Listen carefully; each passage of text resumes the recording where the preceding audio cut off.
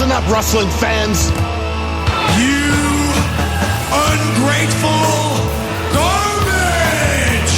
How are you doing this evening, gentlemen? We are doing very well, coming off of a very fun Honor Rising show and some other exciting stuff. There's a lot to talk about here on Strong Honor.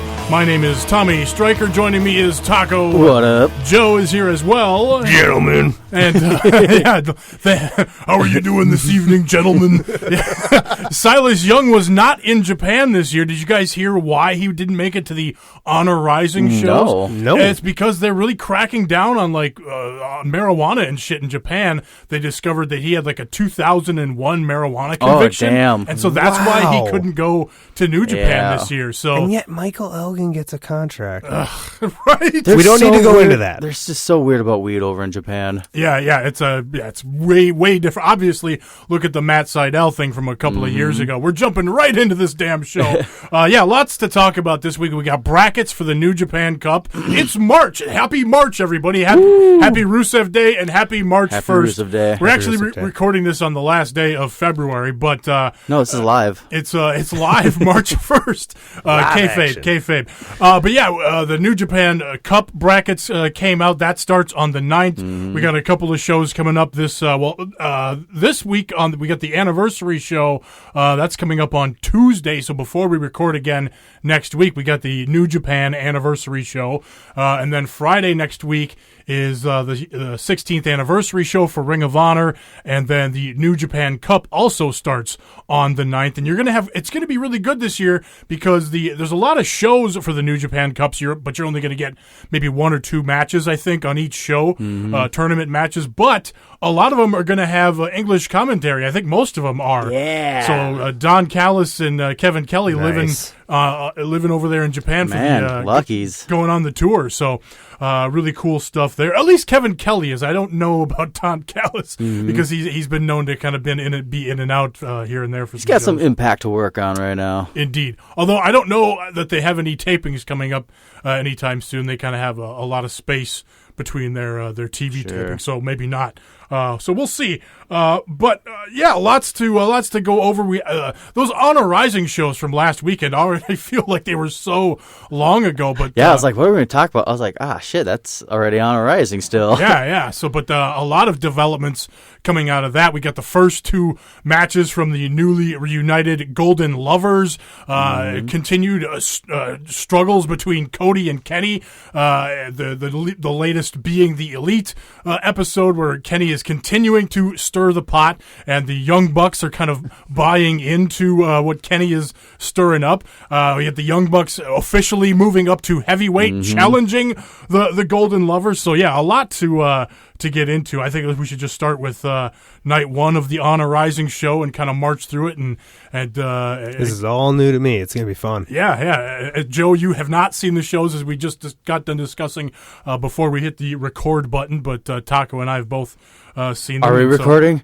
Yeah, we are. No. See, what I liked about that situation is he looked over as he was saying it. I did happen to glance, so make sure we were recording because we did have that snafu last week there. Really cool this year for the Honor Rising shows. They really went out of their way to make it look like a Ring of Honor show. They had the black canvas on the ring. They had the Ring of Honor turnbuckle pads. They had the Ring of Honor signs taped to not taped, but fastened to the guardrails going around the ring. So I thought the atmosphere for it was really cool. The fans played along with American style chants as they've done as well in the past, but fun getting this is awesome chants and holy shit chants from the Japanese crowd and stuff like that. So opening match night one, Bad Luck Fale and Yujiro Takahashi, Bullet Club guys taking on a couple of Young Lion, Katsuya Kitamura teaming up with kind of pseudo half Young Lion, half graduated Young Lion, Toa Henare. So Fale and Yujiro go over on Kitamura there. Fale hits the grenade after countering Kitamura's jackhammer there. Not a lot to talk about there. Jushin Thunder Liger, Delirious, and Cheeseburger take on the Gorillas of Destiny and Hikuleo. This match is notable night 1 because night 2, the team of Jushin Thunder Liger, Delirious, and Cheeseburger challenge for the never openweight 6-man titles versus Gorillas of Destiny and Bad Luck Fale, of course. So this night 1, they actually get the win on Hikuleo. All three team up and pin Hikuleo, and Delirious gets the pin, but it's like a triple team going on, and everybody getting the pin there. Of course, night 2 they do not come out victorious, unfortunately, but it was the Gorillas of Destiny and Fale holding true there. Always hold hope for Cheeseburger. Exactly. The Young Bucks night 1 took on Juice and David Finlay, and this, of course, was kind of a preview of the idea of them moving up to heavyweight, as we kind of alluded to last week, with Juice being a heavyweight and David Finlay kind of being somewhere in between. He's there. Right. The Young Bucks do get the win there, of course, with the Meltzer driver over David Finlay. A fun match. Matt was still selling his back a little bit in the match, and a hot crowd for the Young Bucks. How long is he going to sell that back? Well, he this week on Ring of Honor TV, he wasn't really selling it that much, which was funny because it was taped before this, but aired after. But at least they're working on some continuity there. And if I remember correctly, the back did not play as much into what was going on night 2 with the Hung Bucks and Jay White, Chucky T, and Yoshihashi. So he's getting, the back is getting better the more he wrestles, which is odd, but it's the power of the energy of the crowd, right? And the further he gets away from the initial injury, I suppose, too, is part of that there too. So one of the big stories coming out of these Honor Rising shows is Flip Gordon. Night 1, he was in that 3-way versus Hiromu Takahashi and Kushida. Good match. I thought they could have done better, but for his first match in New Japan, obviously he got the win with the 450 splash over Hiromu Takahashi, which ends up being a story we'll get into in a little bit here.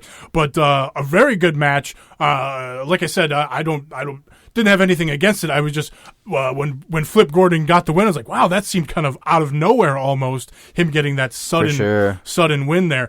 But it was a great introduction, I thought, of Flip to the Japanese audience. Him getting a big win over a former IWGP Junior champion. Plus, it plants that story too down the road when he does become, a bigger name, and a bigger star than he is, and it's just plant little seeds like that. So here night 1, he talked about how cool it was beating former junior heavyweight champion, and he expressed his interest in becoming a part of the Best of the Super Juniors tournament. So, and he tweeted about getting some good news from New Japan, and I haven't seen anything official. I didn't look ahead to see if they had officially announced anything for Best of the Super Juniors yet, but since he's bringing it up in post-match interviews, and other opponents are as well, I think it's pretty safe to say that Flip Gordon will be back for the Best of Super Juniors tournament later this spring. Be a good fit too. Exactly. Then the other big story of the weekend, the Beer City Bruiser. Opened the show this week talking about the absence of Silas Young this year. We'll talk about, he had a really good match with Kenny King this week on Ring of Honor TV. We'll talk about that in a little bit here. But I thought the Beer City Bruiser really, I was kind of joking about, it's going to be great seeing him, take on Hiroki Goto and win the never openweight title. And I was being sarcastic. And truthfully, I thought it would be fun to see a guy like the Bruiser in New Japan in that setting. But not only was it fun, but the guy fucking got over. He did such a great job in this match with Goto. Goto put the guy over, made him look like $1 million. Didn't give him the win, I should say, but he made him look really great in the match. Goto did get the win with the GTR. I even tweeted about it, and again, another life goal was achieved when the Beer City Bruiser liked my tweet. I said, boy, the Beer City Bruiser looked amazing in Japan, but it just still took all the air out of the room for me when Goto won with his dumbass GTR finisher or whatever. Yeah. Is the gist of what I said in my tweet. But so I just thought that was really interesting. And then night 2 for the Bruiser, he defeats Henare in the opening match, and he gets over his finisher, that big fucking the bullfrog splash off the top rope. Which, by the way, him coming off the top and hitting that frog splash and in that really stiff New Japan ring, it just made me cringe for the Bruiser's knees. And I'm sure it did you as well, Taco. I know it's a big guy. You definitely have sympathy for a man's knees. I know. Oh God, my knees are terrible. It's just trembling. So in the opening match, he gets the pin over Henare with his finisher, and then later in the show, because Chuck Taylor, Beretta, he got injured at PWG the week before. He was supposed to take on Dalton Castle 1-on-1 for the Ring of Honor Championship night 2, but because of the injury, he was still in the match. But out comes Beer City Bruiser to fucking make up for Beretta not being able to do a whole lot in the match. Mm-hmm. And fucking if he didn't get over in this match too and look like a son of a bitch. He was great in that match too. Good for him. And him cutting promos in the back talking about Goto. I got unfinished business. I'm coming. He's like crying and whining, like I told my wife I was coming home with gold, and goddamn it, Goto, I'm going to come back to Japan and get some gold from you. And then after not winning the Ring of Honor Championship, I'm going to go back to the United States, and now I'm getting back in the championship picture. So the Beer City Bruiser of all people go to New Japan, get a championship match of Ring of Honor. Being in the right place at the right time. That's half the battle in pro wrestling. Sure. And so talk about a guy who stepped up, filled up that spot that needed to be filled with the injury to Beretta there. Just a great showing for the Beer City Bruiser. Like you said, it probably should have been Silas going, but the 2001 conviction, Jesus Christ, get over it. Yeah. But good for Beer City for stepping up there. Exactly. And taking advantage, with Beretta having an injury, too. Yeah, here's a chance to step in as a third guy and show the crowd what you got and get over on a bigger stage, too. I mean, Ring of Honor is one of the bigger companies here in the United States, but worldwide, New Japan's a lot bigger and a chance for people around the world, in the UK and Australia to see a guy like the Beer City Bruiser. It's just That's what I love about wrestling. Again, like you don't work here, let's try it over here. Don't work here. It's just about getting to that right crowd, like you said, right place, right time, and everything can be on fire. And God, I kind of want to watch this now. Going back to night 1 after the match after the Goto Beer City Bruiser match, Goto in the back was talking about, I saw something I've never seen tonight. Talking about the Beer City Bruiser, of course. Beer City Bruiser's doing cannonballs off the apron onto Goto, all of his signature shit that gets him over in Ring of Honor, basically. I still want that championship gold around that keg. I know, right? No, he didn't have the keg in Japan, unfortunately, but he did have the cigar. And at one point, he stomps the cigar out on Goto's chest, and there's fucking cigar mess all over the ring. Guts. Young boys cleaning up cigar innards and whatnot. But Goto, after the match, talked about, I'm willing to take on all comers. This is the never open weight belt. I'll take on young lions. I'll take on juniors that are looking to move up. So Goto talking about taking on all comers. I like that. I want to see a guy like Kushida kind of take that next step. Obviously, we've got the Young Bucks just stepping up to that heavyweight division. With the junior division not being not being full of a lot of guys right now, especially with a Tai Chi talking about moving up. I could see Kushida still doing a best of super juniors, but maybe not getting a win there, or not winning the tournament, but then maybe getting a key win somewhere along the line, maybe entering the G1, maybe getting a shot against a guy like Goto. I think there's a lot of great matchups for a guy like Kushida moving up to heavyweight. Yeah, he's definitely another guy I kind of want to see another side, another aspect out of. The whole time splitter, it's fun and everything, but God, for the last 2 years now, it's just been kind of pounding in our head on him. Right.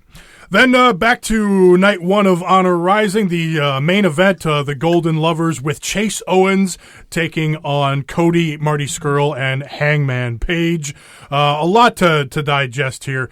Cody ends up stopping Kenny and Ibushi from tagging each other right away in the match. Scurll is reluctant to fight in the match. He doesn't know what to do. He doesn't want to do the finger breaker spot. He's confused. His hair is turned. Cody's yelling at him. His hair has turned white. He doesn't know which side to pick.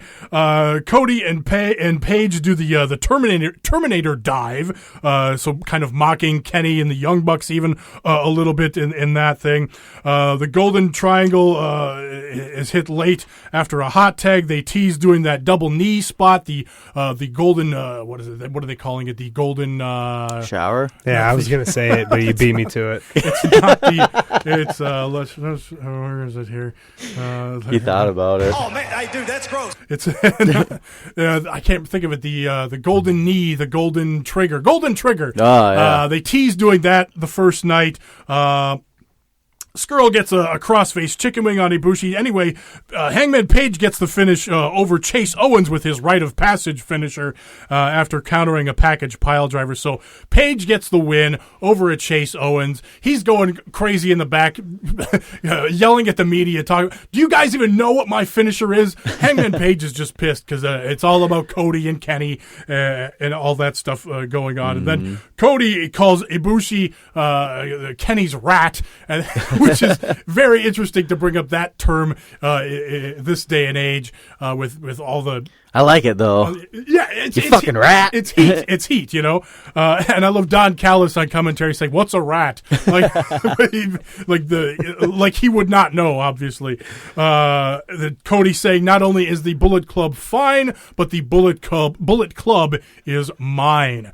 So a lot to take in there. Night one, the Golden Lovers not victorious, but Hangman Page getting a signature win, which played into what happened night two with Hangman Page because he got a victory over Jay White, the Switchblade, nice. Which he has already. Remember after he won it from Kenny Omega, it was Hangman Page who came out to challenge Switchblade, and then it was here as night two where Hangman got a victory over Switchblade, and then after the match he continues attacking Switchblade. He goes to give him the rite of passage on a chair, and the Young Bucks are like stopping him. Hey, dude, calm down, just settle down. We don't need to do this. So continued strife amongst different factions in the Bullet Club. It's imploding. But I like Hangman getting that pin there. So that I believe has been that's going to be at Strong Style Evolved.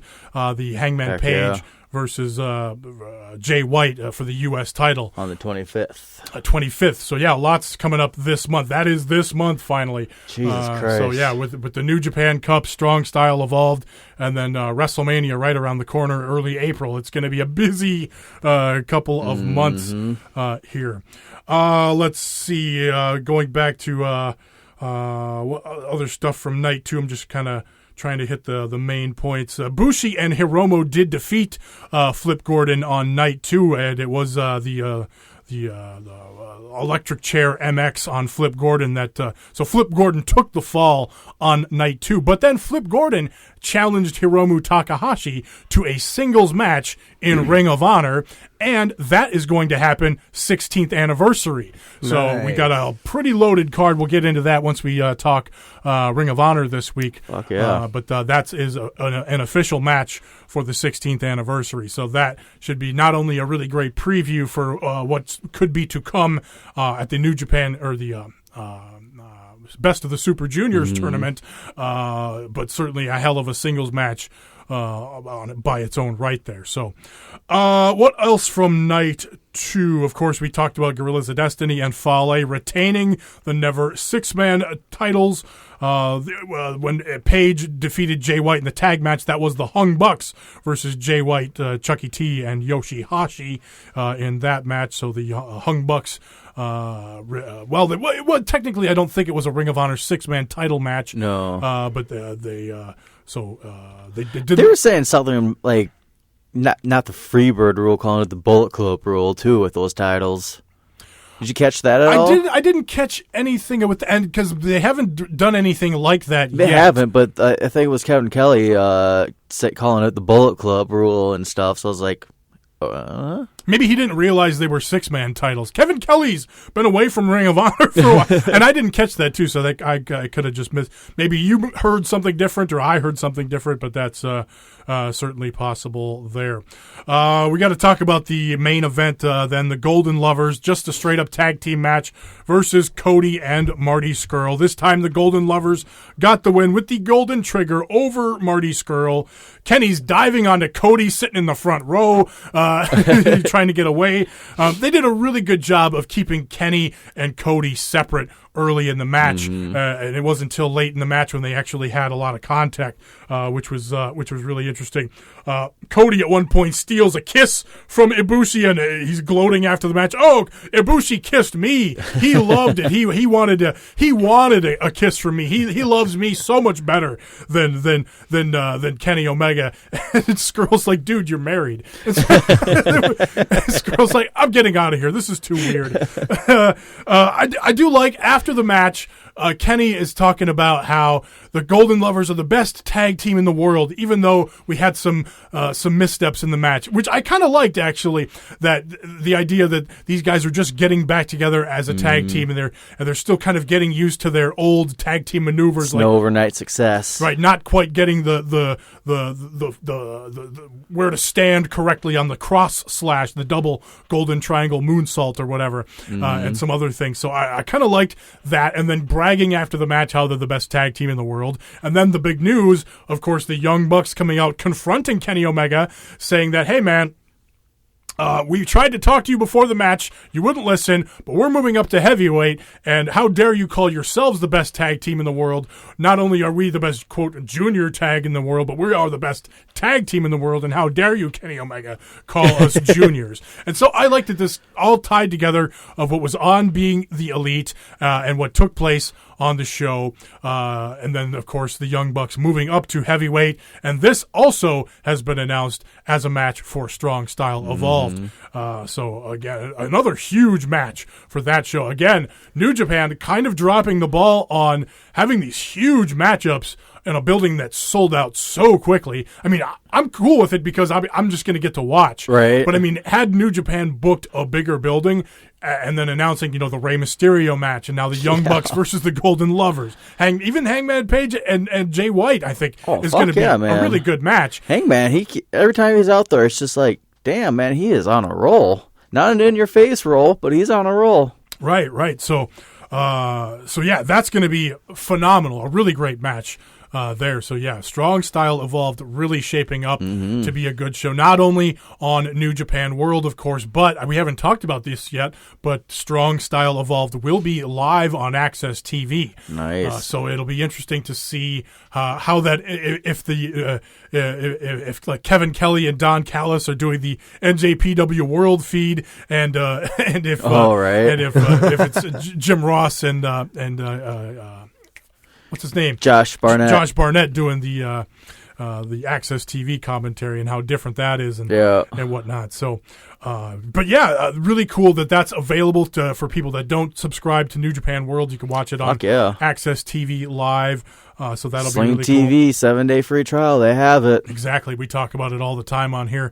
If you don't have Access TV, just try that free trial of Sling TV, and you can get it on there. And I can't recommend Sling TV enough. Love it. As a former DirecTV subscriber. I just dropped DirecTV a few months ago. It took me a long time to get. I just did not want to give up my DirecTV. I really liked DirecTV, but I have not missed it really. I've enjoyed Sling. It's been easy to I subscribed to the $5 tier to get Spike basically for a month, and I did that last month just so I could watch a couple things on Spike. Like there was a Bellator show that I was kind of interested in, so I was like, I'll fork over the $5. I'll get some. I get MTV and a couple other things in there, and Spike is now the Paramount Network or whatever.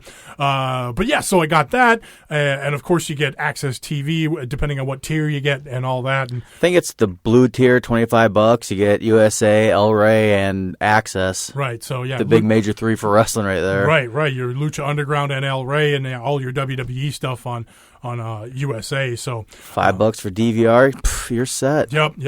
Tremendous value if you're spending over $100 on cable or satellite right now. So something to think about if you've got that high-speed internet at home, but are still paying a lot of money for cable TV. All right, before we move on to Ring of Honor, they did drop the brackets for the New Japan Cup. Ooh, you should play like Callisto's old theme song. I don't have that, but I could do the. You got the Lucha one? I don't have that. Where's the? I got this one. We can do this. King of Sport. New Japan Pro Wrestling. So I think it's very notable that Kenny Omega was left off of the New Japan Cup tour. I totally expected him to be in there. He's got a lot going on. I don't know that he's got a lot going on, actually. He's pretty much an exclusive to New Japan guy. But I think the idea, and I heard Dave Meltzer as well, so some others talk about this, is that the idea is keeping him off of the tour because they don't want him to lose any more than he has to. And so if the idea is him not to win it, then why put him on there? So either that or he might be working on an injury, who knows, but he seemed fine during the tag matches with Kota Ibushi. So, but again, too, I think the story with what's going on with him and Cody is a big focus right now. So kind of distracting that whole thing with a New Japan Cup is also, I think, a smart idea too. Just kind of keeping those two separate from what's going on. You don't want too much. We don't want a Roman Reigns him. We don't overexpose poor Kenny Omega. Speaking of, one more thing before I get into these New Japan Cup brackets, I just got to watch today, and I think it just dropped either yesterday or today, a brand new video by SHOWBUCKLE showcasing the history of the Golden Lovers, going all the way back to DDT and just telling that story.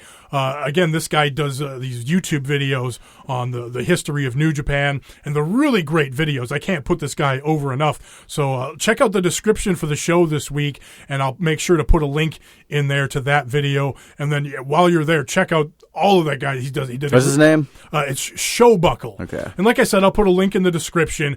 And yeah, he did a really great video on the history of Tetsuya Naito and going to the main event of the Tokyo Dome. Some other, he does a bunch of New Japan videos, and they're all awesome. I did a great video on Okada's rise to being the new ace. I don't want to watch it anymore. So really great stuff. Okay, back to the New Japan Cup. The brackets did drop this week. If you're not familiar with New Japan, the New Japan Cup is a single elimination tournament. New Japan is kind of known for their big round-robin style tournaments, the G1 Climax, Best of the Super Juniors. This is a single elimination tournament. Classic. That the winner gets to choose what title he goes for. Typically, they usually choose the IWGP Heavyweight title, but you can choose whatever title you want. Juice Robinson has expressed interest in challenging for the U.S. title, for instance. So there's that. So here's what we got in the brackets in the first round. Michael Elgin taking on Tomohiro Ishii. It's difficult to, again, talk about this because, again, those two in a match together are probably going to put on a hell of a match. It's just disappointing because it's like I'm just not entertained by a Michael Elgin match in a way that I once was. So it's unfortunate there, but hopefully Ishii's got to beat the shit out of him, right? Yeah, hopefully it's got to be just Ishii moving on rather quickly and hopefully swiftly to the finals. The winner of that takes on the winner of Juice Robinson and Yujiro Takahashi. So looking positive there for Juice. So a possible Juice and Ishii in the second round. Again, not going to make any official predictions here. We'll just kind of do some off the top of the heads here, and then we'll have our brackets by next week. Yeah, we'll all fill out brackets and have a little inter-podcast and put our souls on the line again. Put our souls on the line for beers. There's hell behind them doors. Then we have the returning Hiroshi Tanahashi, already coming back. We all kind of were speculating, is he going to be back in time for the G1 climax? Is he going to take the whole year off? He's only been off for a couple of months. Here he is coming back again. Hiroshi Tanahashi taking on Tai Chi in the first round. Tai Chi's going to have that match with Naito coming up. That's going to be at the anniversary show coming up this Tuesday. So Tai Chi making his move up to heavyweight, taking on the former ace Hiroshi Tanahashi in the first round of the New Japan. Good luck, bud. Maybe Tanahashi is only coming back for one match, and Tai Chi beats the snot out of him, and that's the end of it, and he goes away again. I highly doubt that will happen, but who knows? The winner of that match will take on the winner of Bad Luck Fale, taking on Lance Archer. I know Lance Archer and Tanahashi sounds like a barn burner. It's Bad Luck Fail. And where is Bad Luck Fail? There he is. Bad Luck Fail. But that should be a hell of a big man style match. Archer and Fale, Archer and Tanahashi would be anybody facing Tanahashi, even Tai Chi, has the potential to be a pretty good match. So potentials coming out of that side of the bracket. You got Ishii, Juice is a possibility, although be it very, very small. Fale has gone far in this tournament before, and of course Tanahashi there as well. The other side of the bracket, Yoshihashi taking on Kota Ibushi. Kota Ibushi with this Golden Lovers run here. Who knows what they do? They have been giving Yoshihashi a bit of a push lately in that majorly competitive match he just had with Tetsuya Naito. So it could go either way there. Then the winner of that one taking on either Tetsuya Naito or Zack Sabre Jr. First round. Oh, man. Yeah, hell of a match there. Tetsuya Naito, a big favorite to go a long way. A lot of people have been predicting him to go all the way and challenge Okada again. Although some people are saying maybe hold off on the Naito-Okada rematch till Dominion later in the summer, right before the G1. Who knows? I'd keep dragging it out. It's a compelling story. Yeah. Also on that side of the bracket, Toru Yano and Davey Boy Smith Jr., the other member of the Killer Elite Squad, coming back. Hopefully Davey Boy gets a win there, but you never know with Yano. You never know. The winner of that taking on either Chucky T or Sonata. Sonata, a name that could go a long way in this Seriously, tournament. though, think about it. If Toru Yano won and Chucky T won, Toru Yano versus Chucky T. That is some Vince Russo-ass booking there. Oh, man, it'd be My bunch. But yeah, Sonata, a name out of that side of the bracket that could go a ways. Naito, of course, Zack Sabre, who takes on Naito. First round, Sabre could go a long way. Sabre versus Okada would be an amazing match if Sabre goes on to win the whole thing. Talked about Yoshihashi a little bit. Kota Ibushi going all the way would also be a really great match. I mean, the Tiger Mask W versus Okada match from the anniversary show last year. Again, a non-title match, and not technically Kota Ibushi. It was Tiger Mask W. But Kota Ibushi. That's a different guy. It was a hell of a match and non-title, but this would be Kota Ibushi if he could go all the way. Here, not only a great story for the Golden Lovers, but just interesting him going after singles gold. And what would happen if Kota Ibushi was the one to dethrone Kazuchika Okada? And how would Kenny Omega feel about that after trying so hard to dethrone Kazuchika Okada? Going back to that SHOWBUCKLE video that I was just talking about, one of the stories of why the Golden Lovers exploded was Kenny Omega just not able to live up to Kota Ibushi. Kota Ibushi always kind of outshining Kenny Omega, and if Kota Ibushi wins the New Japan Cup and dethrones Kazuchika Okada to win that IWGP Heavyweight title, man. how soon do the Golden Lovers explode again? Would be a very interesting story there. So lots of things there to divulge, or lots of things to think about in the New Japan Cup starting next Friday. We talked about the New Japan anniversary show last week on the show, didn't we? Or no? We pretty much. I think we said we would talk about that again this week. Give me a second here. I got to type in my. We have to listen to last week's episode real quick, but in this week's episode, so it'd be an Inception episode. I don't even know what you're talking about. It would be a strong honor within a strong honor. Last week we did the thing where we had to stop recording and re-record because I started I was naming the matches from the wrong show. Oh, yeah. So I remember that. So we don't really have to go over it again. But yeah, the big main event is going to be Okada versus Will Ospreay, of course. So again, talked about all that this week. Well, let's fuck it. I mean, I'm right here.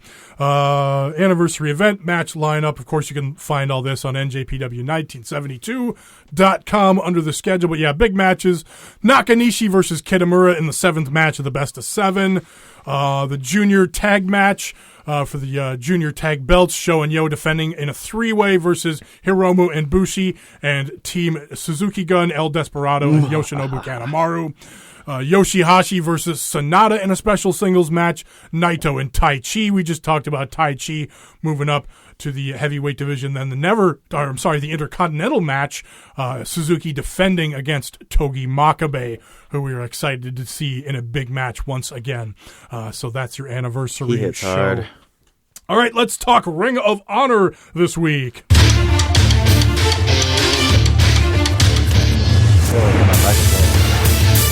You know what's funny? I had the Manhattan Mayhem card up, and I clicked away from it to go to this other fucking... Way to go, Poindexter. Way to go. Exactly. So now I got to go back to the Manhattan Mayhem gimmick. All right. Some amateur shit up in here. Bush League, man. So yeah, Manhattan Mayhem, one of the first big Honor Club shows under the official paywall of Honor Club will be this Saturday, March the 3rd, in the Hammerstein Ballroom. I'll get into the lineup more after we go over this week's Ring of Honor TV show. You know what's fun? I tweeted about it. How does Ring of Honor have a better presentation at center stage than NXT does? That stage thing that NXT does just fucking drives me nuts. Well, what do you mean? Because the stage is still there. But they have it just like as a complete stage and one set of stairs coming to the ring, as opposed to fucking NXT that has like the stage with the 2 stairs like facing each other, then to the ring. Like, I'm sure that squeezes in more seats or something, but maybe because I don't think either of them had seats on the floor at all. Yeah, but yeah, it's just NXT's Ring of Honor just like it felt like a stage or coming out like a natural show. This one's like they come out and do their thing, but then they have to awkwardly go down the stairs. And I believe the NXT ring was kind of at an angle, so not even with the stage like the Ring of Honor ring was. The thing I did like about the WWE or the NXT presentation a little bit better is with Ring of Honor, the hard cam was kind of like way up in the stands a little bit, aimed down at the ring, so it kind of made the ring and the wrestlers look a little smaller. Whereas I don't remember it jumping out at me watching NXT from center stage, but. It's probably technical issues. It could be even a matter like WWE's ring is a little bit bigger too.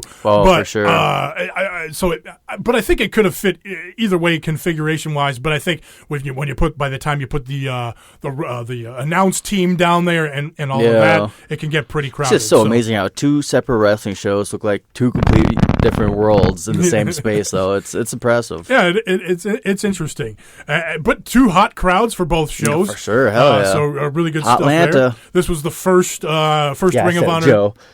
First of this set of tapings from Center Stage, just coming off of those Nashville tapings. Again, I really liked the Nashville shows. I felt like a bigger arena. So, not that Center Stage is a bad atmosphere by any means. NXT does well there. Ring of Honor did well there, of course. But I really liked the Nashville setting. It just felt like a bigger arena-style show, and hopefully they can do bigger shows like that going forward. But this week, Ring of Honor TV, the Enforcer, Bully Ray, starts the show, hyping up the crowd, talking about his role once again. I like that, and that came into play a little bit later in the show as well. He's going to be known as Enforcer Ray. Yeah.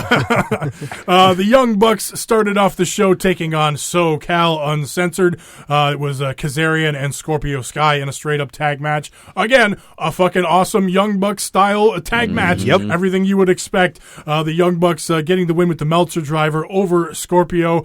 Cody's out there on commentary talking about the Young Bucks moving up to heavyweight, talking about how the Bullet Club is fine, all of that stuff. I love that. He was like, they gained, I think it was like 25 pounds in 3 weeks. And Colt was all like, but we're drug-free at Ring of Honor. After the match, Christopher Daniels comes out and attacks the Young Bucks, but Cody at ringside at the commentary table is slow to respond. He doesn't want to get involved. Finally, Hangman Page comes out and makes the save. So I love this because, like, we were just talking about, the Young Bucks taking on Omega and Ibushi, and the little bit of the rift there, Cody getting into Matt's head just enough to cause Matt Jackson to be upset enough to want to take those guys on. But I still feel like the Young Bucks are still going to end up being friends with Kenny Omega. Oh, yeah. Out of all of this, they're going to have this ultra competitive, awesome match and end up being friends after all of it. And then Cody's going to come out and try to stir the pot some more or something like that. But it's very interesting to see how it all is going to. Sometimes friends just got to fight, man. Exactly. And let's find out who the best tag team in the world is, even though no belts are on the line, which is a bit interesting as well. Then we Isn't that what Omega said too? It wasn't about championships. It was just out there about putting matches on. Yeah, and that was he did say that in Japanese and stuff like that. Which I know Japanese, you guys. I didn't. I actually didn't like that. I think the idea of being the best in the world should mean gold. Going for a championship, being a prize fighter. But I think I see where he's coming from too. In that right now the IWGP Heavyweight tag belts just don't mean that much. They've been, hot potatoed all over the place last year. Evil and Sonata just won them, and Evil's talked about trying to elevate those titles to a higher level. But quite frankly, they're just not at a high level right now. So I can understand why Kenny Omega would say something like that. Same thing with the Ring of Honor tag titles. The Young Bucks have held them a lot, but right now the Motor City Machine Guns have them, and they've had them for a little while. And those titles have been bounced around quite a bit too. So out of the belts that Omega and Ibushi could potentially go for, none of those tag titles are really that strong. And as well as Kota talked about, not only are they looking for tag team supremacy, but both of them still have their singles goals, as evidenced by Kota Ibushi being in the New Japan Cup, going for singles stuff there. So either way, interesting stuff there.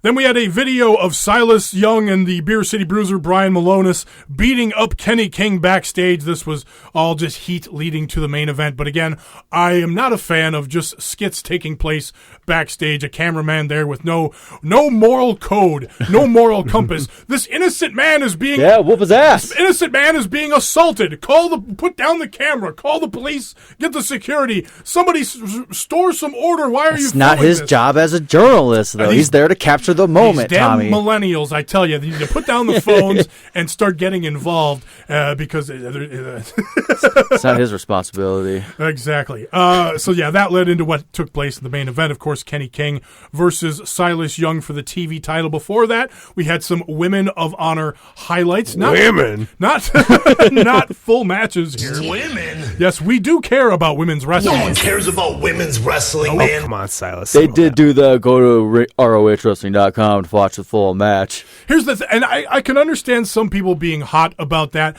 but again, these are opening round matches, preliminary matches. They've got their they got their featured talents like Kelly Klein and Deonna Purrazzo. But what they did, I did like what they did do is they showed the good promos. At least I thought Kelly Klein was good. I thought Deonna Purrazzo who got emotional in her promo talking about making history. There's no crying in baseball, Tommy. There's lots of crying in women's professional wrestling, Joe, in case you haven't noticed. No, but I said baseball. Well, this isn't a baseball podcast, goddammit. It's not? No. Oh, shit. Sorry, see ya. Hi. But see, I like that matches with greener talent, and they're available to watch on the YouTube page or on the website if you want to watch them. But I like how they featured them, talked about the pushed talent that's going forward. So I thought it was okay. At least they didn't entirely skip Women of Honor. I didn't like how they talked about we're going to have more Women of Honor in 2 weeks. So we're going to have like another week with like 0 Women of Honor, which I think is a bit unfortunate there. So big main event this week, which I did not think was going to be I was not very interested in seeing the main event. Yeah. Kenny King versus Silas Young for the TV title, which ended up being, I was very, very surprised. Just fun. By this match. Mm-hmm. Great mat wrestling right off the bat, because I think they bring it up, and then the announce team brought it up, but that Silas was going to come into this match and he was going to wrestle. He didn't want to do his normal thing. Yeah, exactly. He's a fucking... No, watch Silas. He's a fucking great wrestler. And just, you get that awesome chain wrestling, just gets the crowd pumped up, moved up for those big moves, and they pulled it off.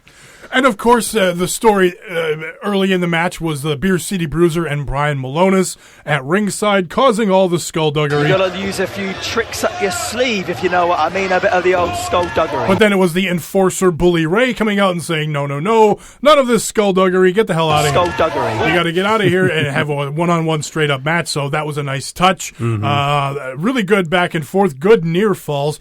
I can't believe I managed to avoid spoilers on this thing. Yeah.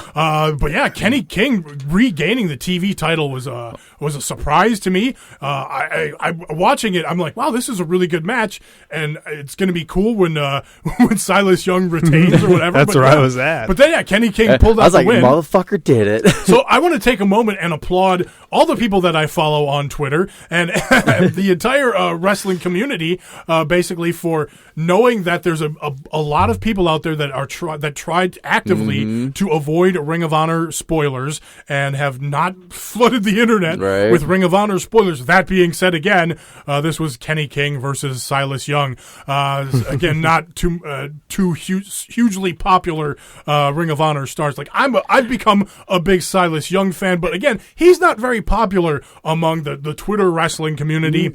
It's a noteworthy match, though. Like both Absolutely. of them, I'm even King, man. Yeah, I am not a Kenny King fan. When he comes out, K-R-N-G, my eyes couldn't roll harder. I love that he runs in the crowd and fucking selfies with them. Like, yeah, I mean that's it. Some people are into it, some people aren't. But this Silas Young was a great match. So I was again very surprised at that result. So good episode of Ring of Honor TV this week. So check that out. And it worked really well on Honor Club this week. I tried watching last week's and I ended up having to use it on the Fight app, and if I can have paid for it, I want to use it on the actual app that's there. And it was crisp. Everything worked great. Speaking of Honor Club, I did sign up for it this week, but I have not tried a lot with it yet.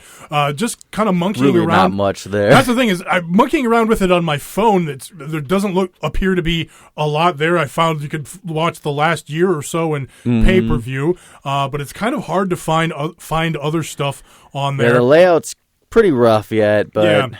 I was thinking about watching this week's Ring of Honor TV on this week's on the Honor Club, but I would have had to do it on my laptop. And I was like, well, I got Fight and I got I got my Chromecast. I could just watch it on there. Just as they released an app on the Apple TV, it's like Honor Club came out. I was like, you motherfuckers. So they do have one on Apple TV. They just released like 2 weeks ago. Now, is it still in beta or is it? I think it's no. The Fight app, not Honor app. Club. Yep. Okay.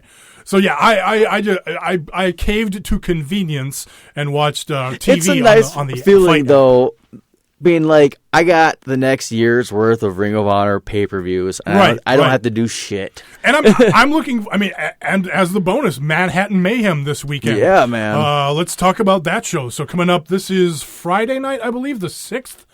So it's either Friday. No, I think it's Saturday, actually. Why was there no Kingdom in New Japan? That's another good question. I mean, they're pretty hot right now. They got that fucking cursed ring of Cody's right now. Right. And I suppose that'd be kind of too much going on. Yeah, who knows, man? Maybe there was just a matter of we're only going to bring a few guys over, and maybe they like Wheat too, and they just stayed back and chilled with Silas. A possibility, but I mean, Taven does a lot of stuff for CMLL too, so I don't know if he was booked down there doing something else, or maybe they had indie dates. Who I don't know. Could have been. I really don't know what the story is there, but yeah, I thought that's a good point. I think Taven could probably do well, or certainly that trio could probably do well. over in New Japan, possibly. Okay, so Manhattan Mayhem this weekend. Team Silas, so Silas Young, Beer City Bruiser, and Brian Malonis will take on Kenny King and a team of the fans choosing. So I think there's a way you can vote on the Ring of Honor website on this. I hope that they choose vote back that fucking team that got broke up. What's the fucking name? The Rebellion? Yeah. Yeah. Oh, the Rebellion. Coleman's pool pit. Oh, shit. Dalton Castle and Volador Jr. taking on Jay Lethal and Ultimo Guerrero. Oh, yeah. Yes. That is the team right there. Yeah, and of course, Dalton Castle and Jay Lethal taking on each other for the championship at the 16th anniversary. Punishment Martinez. Punishment Martinez takes on a CMLL talent, Soberano Jr. SoCal Uncensored teams up with Shane Taylor versus Team Bullet Club, the Young Bucks, Hangman Page, and Marty Scurll. And then the main event this Saturday, Cody taking on Flip Gordon. And I think the stipulation is if Flip wins, he is all in. So, interesting little stipulation there. So yeah, should be a fun show. Again, not a lot at stake here, but a fun Saturday show worth checking out, especially if you're a brand new Honor Club member. And then, talked about the 16th anniversary. That's coming up next Friday. Do a full preview with some predictions next week on that. But we got the Hiromu versus Flip Gordon match on there. Cody taking on Matt Taven. Matt Taven recently stole the Ring of Honor from Cody. So some fun matchups on there that they've been doing a good job building up to. So now this is where we pause for editing because I got to look up a Kojima tweet. I even tagged you on one. I got it. I just don't have it in front of me here, so I got to go get it here. So this guy. I hope he finds a better one. You know what? Fuck you, Taco. Well, it wasn't even that good. It's good because it explains why Kojima was like absent from Twitter for a while. So that's what happens when I do a good job, you know. Sit, boo-boo, sit. Fucking guys, I'm fucking go home. Make my own podcast. Blackjack and hookers. You know what? Forget about the blackjack. You know what? Forget about the hookers. Forget everything. Heather was so mad when they took Futurama off Netflix. Yeah. Are ready to pause for edit. Okay, so let's do that Kojima tweet. Now it's time for the Satoshi Kojima Tweet of the Week. Yeah, we were worried about Kojima because he hadn't tweeted since Valentine's Day. Well, it turns out he had his surgery on the 15th, so he's been away from Twitter. Makes sense. But he gave us an update, and thank you, Joe, for tweeting it at me. But yeah, Kojima did give us an update on his condition this week. Hello, wrestling fan. I operated the knees at the hospital on February 15. I was discharged from the hospital, and now I am rehabilitated every day. I will keep trying my best. So good stuff from Kojima there. So yeah, it was good to finally get an update there, and see the Kojima. I'm glad that he's back tweeting in his full capacity. We get some bread tweets. Absolutely. So follow Kojima at cozy_lariat, or just stay tuned every week to this podcast for the best of Kojima's tweets. Because you know what? A lot of people aren't on Twitter, and there's a lot of times I wish I wasn't on Twitter.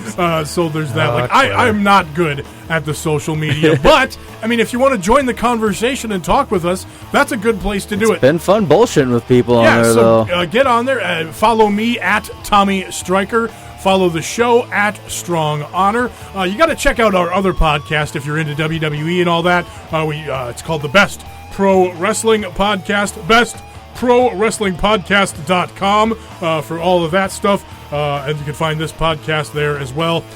Where can people find you, Taco? Follow me on Twitter at HGREV Taco. And you can follow me, Joe, at JoeBPWP. That's at Joe, Best Pro Wrestling Podcast. Thanks for checking us out this week, and stay tuned for more stuff later. Bye. Peace. Adios. The bullshit continues. Bad luck fail. Professional wrestling is a fight. Hasta jueves. Adiós.